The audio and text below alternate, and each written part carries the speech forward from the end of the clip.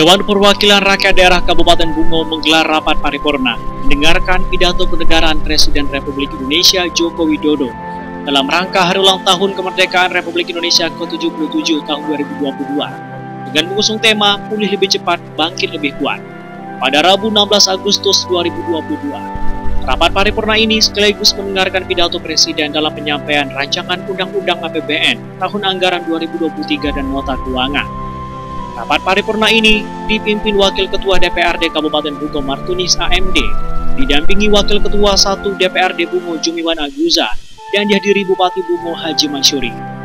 Wakil Bupati Bungo Haji Safruddin Dwi Aprianto, Forkompimda Kabupaten Bungo, seluruh anggota DPRD Kabupaten Bungo, Kepala OPD Pemka Bungo dan tamu undangan lainnya.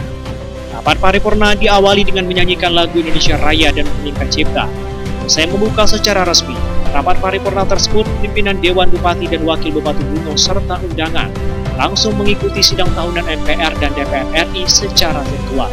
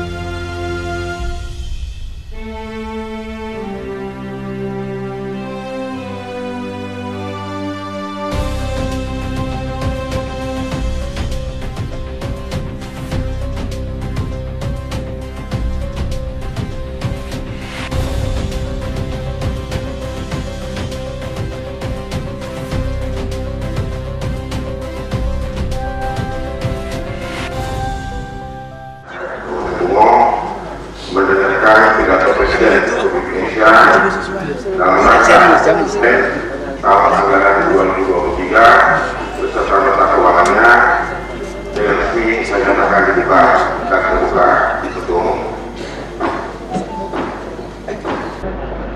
Dalam penyelenggaraan paripurna DPR ini dilaksanakan berpedoman pada surat menteri Sekretariat Negara dengan tema Pulih Lebih Cepat, Bangkit Lebih Kuat, bahwa Pulih Lebih Cepat, Bangkit Lebih Kuat yang menjadi tema dengan anggun yang ke-77 kemerdekaan Republik Indonesia tahun 2022 adalah tak lain dari peristiwa yang kita alami selama kurang lebih 2 tahun ini. Untuk itu, marilah kita ikuti dan simak bersama-sama rapat paripurna Dewan Pimpinan Dewan Perwakilan Rakyat Republik Indonesia melalui siaran langsung televisi Republik Indonesia dari Jakarta. Untuk selanjutnya acara saya kembalikan kepada Ketua Acara.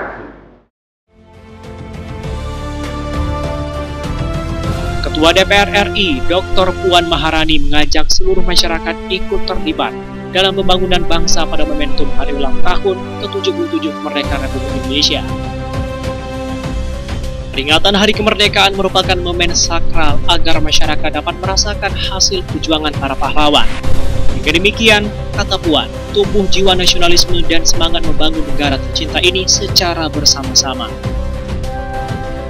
Ditambahkan politisi PDI Perjuangan itu, semangat untuk merdeka yang digelorakan 77 tahun lalu adalah semangat untuk dapat menyusun nasib tanah air oleh bangsa Indonesia sendiri, sehingga dapat mewujudkan kehidupan negara Indonesia yang merdeka, bersatu, berdaulat, adil, dan makmur. Sidang paripurna, karena kami masih tetap menerapkan protokol kesehatan.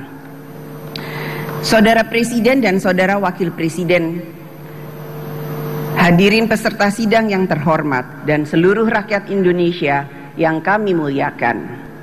Puji syukur kehadirat Allah Subhanahu wa Ta'ala, Tuhan yang Maha Esa, yang telah memberikan rahmat, karunia, dan hidayahnya, sehingga pada hari ini kita dapat menghadiri sidang bersama DPR RI dan DPD RI. Sebagai negara berdasar pada ketuhanan yang Maha Esa, kita tentu saja harus selalu bersyukur karena bangsa dan negara kita tetap dapat bersatu dalam menghadapi situasi yang sulit untuk menghadapi pandemi COVID-19. Pemerintah negara tetap dapat menjalankan tugasnya untuk melindungi segenap rakyat dan tumpah darah serta mensejahterakan rakyat.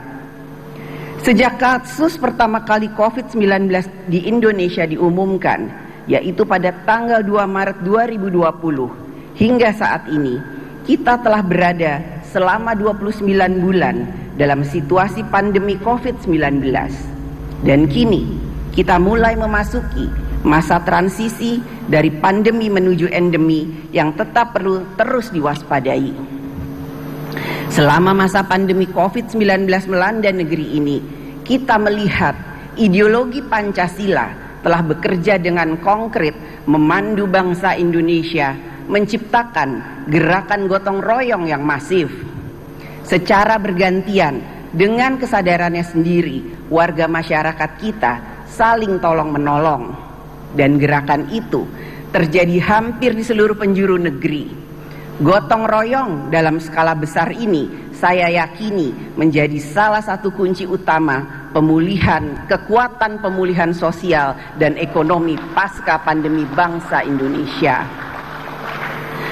Pada tahun 2020, ketika pandemi COVID-19 mulai melanda dan mengancam kehidupan rakyat, pemerintah telah diberikan ruang kewenangan yang cukup untuk mengambil tindakan cepat dan antisipatif demi keselamatan rakyat dan memastikan jalannya pemerintahan. Melalui Undang-Undang Nomor 2 Tahun 2020, Peraturan Pemerintah Pengganti Undang-Undang tentang Penanganan Pandemi COVID-19 diproses secara cepat dan cermat di DPR RI sehingga tidak terjadi kekosongan payung hukum untuk menangani pandemi yang melanda sebagian besar negara di dunia. Alhamdulillah, berkat kerja bersama kita semua, gotong royong, pandemi COVID-19 dapat ditangani dengan baik. Bahkan dalam rilis data Johns Hopkins University terkait penanganan COVID-19 pada tahun 2021, Indonesia dinilai sebagai salah satu negara terbaik di dunia dalam menangani pandemi COVID-19. Inilah hasil kerja bersama kita, gotong royong melawan pandemi COVID-19.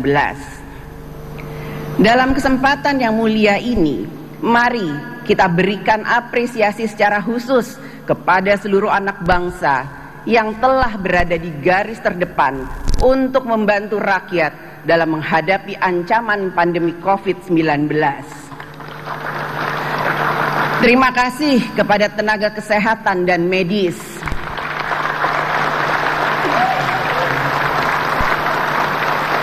Terima kasih kepada TNI. Terima kasih kepada Polri. Terima kasih Satgas COVID-19 di pusat dan daerah. Serta terima kasih kepada para relawan kemanusiaan.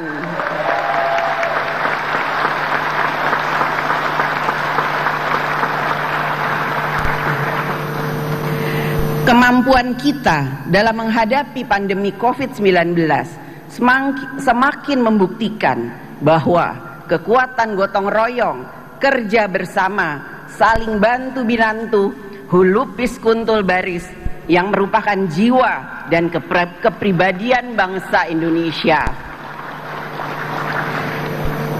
Pancasila merupakan kekuatan nasional kita yang paling utama dalam menjaga kehidupan dan penghidupan bermasyarakat, berbangsa, dan bernegara kita. Meninggalkan Pancasila sama halnya mencabut jati diri bangsa dari akar terdalamnya dan mengkhianati amanat para pendiri bangsa. Mengganti Pancasila akan berdampak pada hilangnya karakter sebagai bangsa yang ramah, toleran, dan bergotong royong.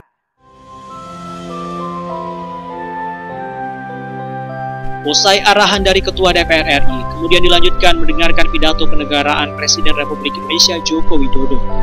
Dalam pidatonya, Presiden Jokowi membahas beberapa hal yang krusial, seperti kondisi ekonomi, capaian vaksinasi, ibu kota negara, dan banyak poin penting lainnya. Beberapa poin tersebut diantaranya, pertama terkait pencapaian vaksinasi Indonesia, di mana Presiden menyampaikan bahwa Indonesia berhasil menghadapi krisis global pandemi COVID. Selain itu, ia menyampaikan bahwa Indonesia termasuk 5 negara dengan capaian vaksinasi terbanyak. Kemudian, Presiden Jokowi menyinggung masalah inflasi yang dapat dikendalikan di kisaran 4,9%. Presiden mengatakan bahwa angka ini jauh di bawah rata-rata inflasi ASEAN, berkisar sekitar 7%. Presiden juga menyebutkan APBN mengalami surplus 106 triliun rupiah sampai dengan pertengahan tahun 2022 ini, sehingga pemerintah mampu memberikan subsidi BBM, LPG, dan listrik sebesar 502 triliun rupiah pada tahun 2022.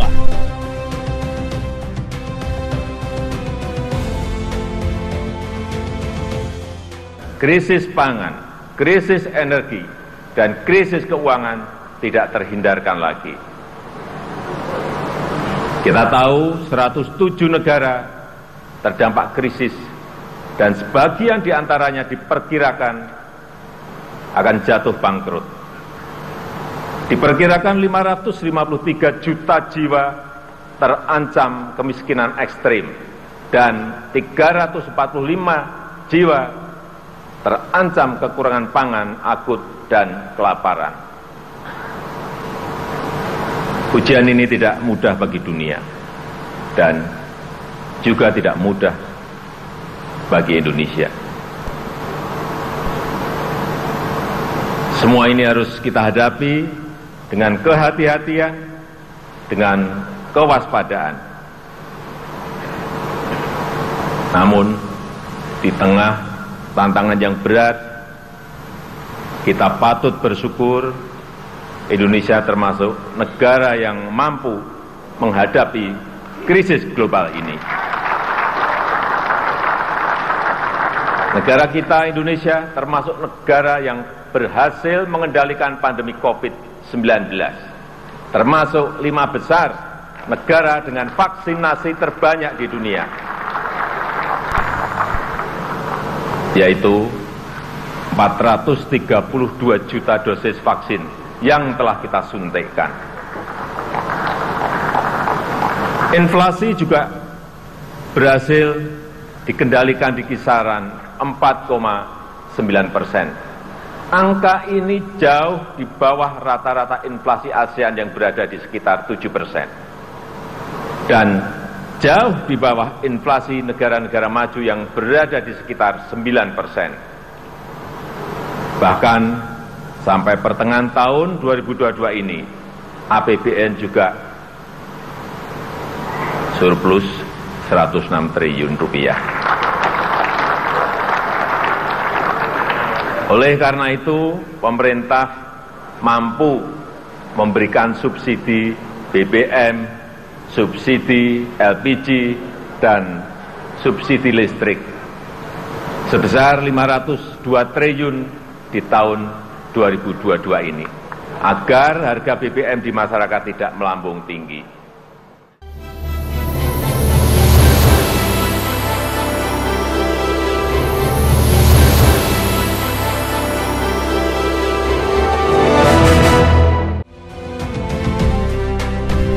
Presiden juga menyinggung masalah sumber daya alam, kemudian kepercayaan internasional terhadap Indonesia yang meningkat. Ekonomi Indonesia tumbuh merata dan swasembada pangan seperti beras yang tak lagi impor. Di sisi lain, pemberantasan korupsi jadi prioritas, reforma agraria dan bansos, serta dukungan kepada UMKM agar bisa segera naik kelas.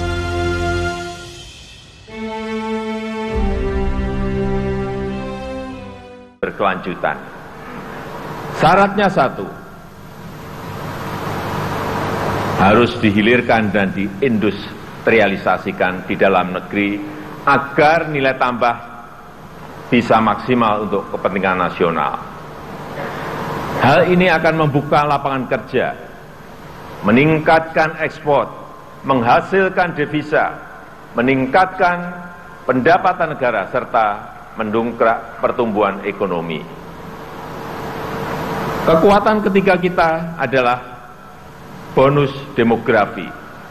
Jumlah penduduk yang sangat besar dan didominasi oleh anak-anak muda usia produktif, serta daya beli masyarakat yang terus meningkat, akan menjadi motor penggerak ekonomi nasional kita dalam menghadapi kompetisi global.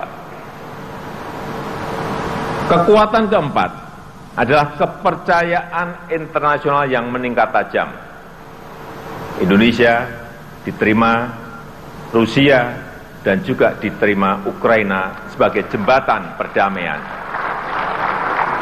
Diterima negara-negara besar walaupun geopolitik sedang panas. Dan juga dipercaya PBB sebagai champion dari Global Crisis Response Group untuk penanganan krisis global, baik krisis pangan, krisis energi maupun krisis keuangan. Dan tahun ini kita menjadi Presiden G20, organisasi 20 negara ekonomi terbesar di dunia. Dan tahun depan kita juga menjadi ketua negara-negara ASEAN. Artinya, kita berada di puncak kepemimpinan global dan memperoleh kesempatan besar untuk membangun kerjasama internasional. Kepercayaan besar dari masyarakat internasional ini juga bisa dirasakan di dalam negeri. Reformasi struktural untuk daya saing dan iklim berusaha terus kita lakukan. Ekosistem investasi dan pertumbuhan UMKM terus kita perbaiki. Hilirisasi dan manufaktur di dalam negeri juga terus tumbuh pesat. Pertumbuhan investasi juga meningkat tajam, di mana saat ini 52%-nya sudah berada di luar Pulau Jawa. Artinya ekonomi kita bukan hanya tumbuh pesat, tetapi juga tumbuh merata menuju pembangunan yang Indonesia sentris. Saudara-saudara sebangsa dan setanah air, dengan kekuatan dan peluang besar tersebut, kita mempunyai kesempatan besar untuk membangun Indonesia yang inklusif, berkeadilan dan berkelanjutan. Pertama, hilirisasi dan industrialisasi sumber daya alam harus terus dilakukan. Hilirisasi nikel misalnya telah meningkatkan ekspor besi baja 18 kali lipat. Saya ingat di tahun 2014 hanya sekitar 16 triliun rupiah. Tapi di tahun 2021 kemarin meningkat menjadi 306 triliun rupiah. Karena sudah diekspor dalam bentuk barang setengah jadi maupun barang jadi. Dan di akhir tahun 2022 ini, kita harapkan sudah bisa mencapai 440 triliun rupiah. Itu hanya dari nikel. Sekali lagi, itu hanya dari nikel. Selain penerimaan pajak, devisa negara juga naik, sehingga kurs rupiah lebih stabil. Sekarang ini Indonesia telah menjadi produsen kunci dalam rantai pasok baterai litium global. Produsen mobil listrik dari Asia, dari Eropa, dan dari Amerika ikut berinvestasi di negara kita. Setelah nikel, pemerintah juga akan terus mendorong hilirisasi boksit, hilirisasi tembaga, dan hilirisasi timah. Kita harus berani, kita harus membangun ekosistem industri di dalam negeri yang terintegrasi, yang akan mendukung pengembangan ekosistem ekonomi hijau dunia. Yang kedua, selain hilirisasi, optimalisasi sumber energi bersih dan ekonomi hijau harus terus kita tingkatkan. Persemaian dan rehabilitasi hutan tropis dan hutan mangrove serta rehabilitasi habitat laut akan terus dilakukan dan akan menjadi potensi besar penyerap karbon. Energi bersih dari panas matahari, panas bumi, angin, ombak laut, dan energi bio akan menarik industri penghasil produk-produk rendah emisi. Kawasan industri hijau di Kalimantan Utara akan menjadi Green Industrial Park terbesar di dunia. Saya optimis kita akan menjadi penghasil produk-produk hijau yang kompetitif di perdagangan internasional. Upaya tersebut bisa langsung disinergikan dengan program peningkatan produksi pangan dan energi bio. Pemanfaatan kekayaan hayati laut secara bijak akan menjadi kekuatan besar untuk produk pangan, farmasi, dan energi. Demikian pula dengan perkebunan kita antara lain kelapa sawit yang telah terbukti menjadi pemasok terbesar CPO dunia. Untuk konsumsi beras,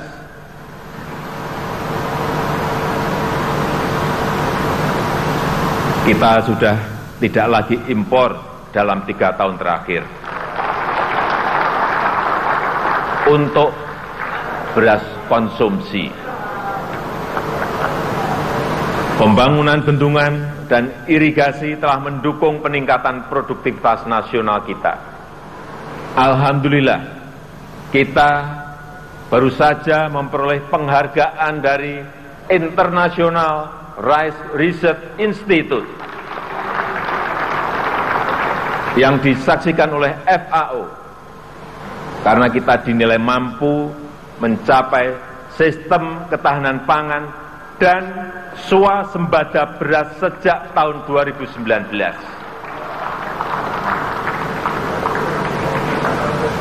Yang ketiga, perlindungan hukum, sosial, politik, dan ekonomi untuk rakyat harus terus diperkuat. Pemenuhan hak sipil dan praktek demokrasi, hak politik perempuan, dan kelompok marginal harus terus kita jamin. Hukum harus ditegakkan seadil-adilnya. Indonesia pulih lebih cepat, bangkit lebih kuat. Dirgahayu Republik Indonesia, dirgahayu Negeri Pancasila, merdeka! Dan penyampaian pengantar atau keterangan pemerintah atas rancangan Undang-Undang tentang APBN tahun anggaran 2023 beserta nota keuangannya. Akhirnya dengan mengucapkan alhamdulillahirrabbilalamin, rapat paripurna hari ini secara resmi saya skor.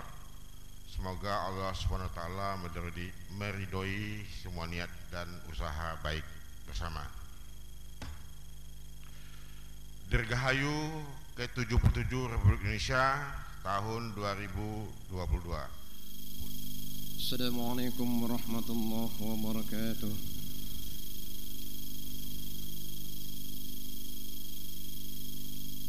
A'udzu billahi minasy syaithanir rajim. Bismillahirrahmanirrahim. Alhamdulillahi rabbil alamin. والصلاة والسلام على أشرف الأنبياء والمرسلين سيدنا ومولانا محمد وعلى آله وصحبه أجمعين.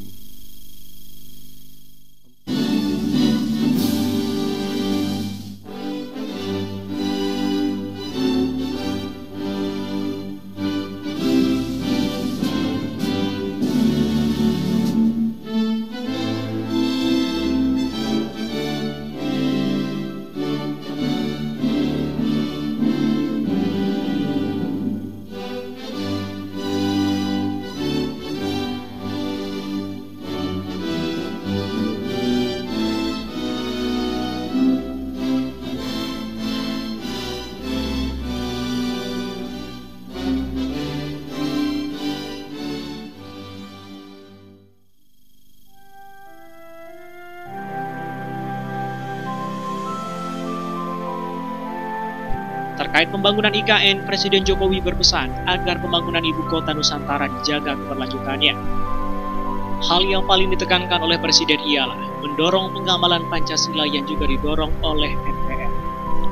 Secara umum, rapat paripurna ini berjalan dengan lancar. Martunis mengucapkan terima kasih kepada semua pihak yang hadir bersama-sama di gedung DPRD Bungo dalam rangka mendengarkan pidato putaran Presiden. Sesuai dengan tema yang diangkat, yakni pulih lebih cepat, bangkit lebih kuat. Martunis mengatakan di mana 2 tahun terakhir Indonesia diterpa pandemi COVID, namun ia optimis ekonomi Indonesia kembali bangkit.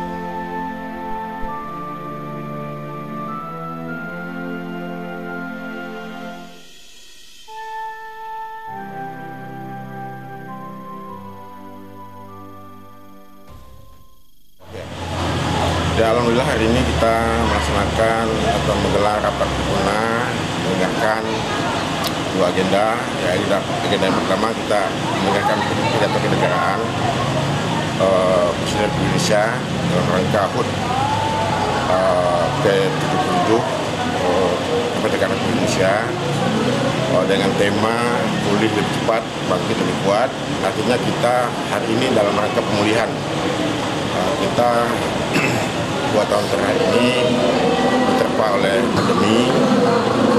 Tentu hari ini pandemi ini belum seutuhnya pulih, namun kita tetap optimis bahwa pemulihan pandemi ini kita bisa bangkit sehingga ekonomi masyarakat kita khususnya Kabupaten Bungo bisa meningkat. Ya, tentu Bungo ke depan bisa lebih baik seiring dan sejalan tentu kami dari lembaga DPRD Bungo bersama dengan pemerintah daerah bagaimana masyarakat Bungo ini bisa ekonominya lebih baik ke depan.